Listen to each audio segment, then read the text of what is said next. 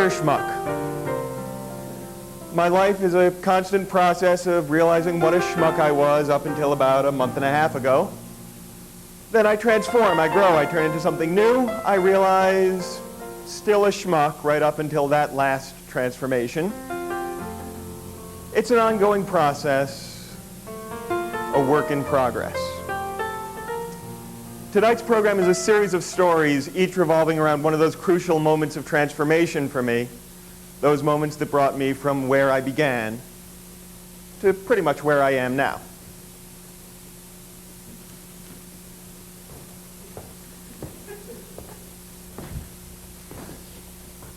In about 1969, my family moved from Hartford, Connecticut to a small town in upstate New York called Schuylerville. We drove all night long in a huge pink Plymouth, a vehicle from which in time of emergency smaller vehicles could easily be launched. On the way into town, I was only 5 years old, but my reading skills were already strong enough that I could make out the sign by the first dawn light that said, "Welcome to Schuylerville, population 942. To give you a sense of what kind of a town this was, that afternoon it was the old white-haired mayor himself who drove out to the sign with a bucket o' paint and amended it to say, "and some Jews." I played Little League in Schuylerville, sort of. I attended Little League.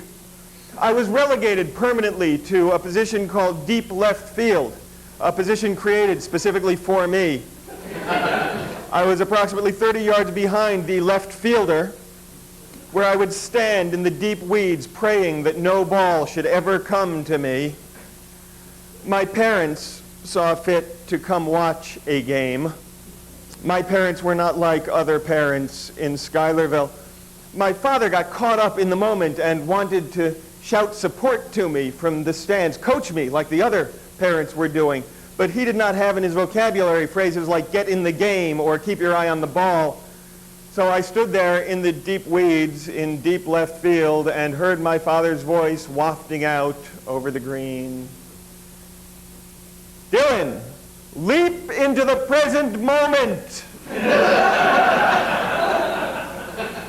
Throughout my childhood in Schuylerville, I had this recurring nightmare in which I was chased through the woods by angry Christians intent on doing me harm, which incidentally I traced to a particular incident in 1972 when a group of angry Christians chased me through the woods intent on doing me harm. Coming home from school crying after having been brutally beaten, I got home in tears, miserable, and I asked my father, "Why do they hate me so much?" And he said, "Dylan, they don't hate you. They envy you. They are jealous of you, of your intelligence, of your ready wit, your ability to make your teachers laugh, your good grades, your nonviolent relationship with your parents." He did not explain to me that it would not help to explain this to the bullies. Some of his advice, though, was pretty good.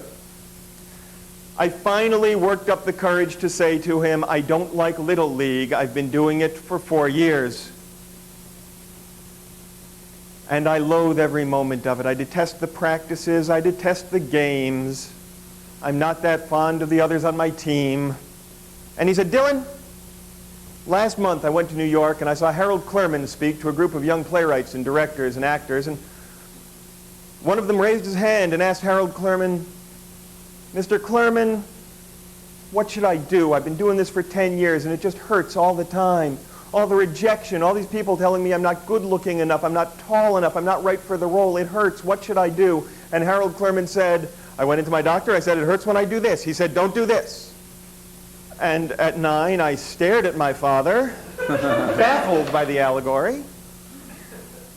And he said, 'It's an old doctor joke, Dylan. You can quit Little League.' It was a revelation. The idea broke on me like that first thunderclap after a long, hot, muggy spell.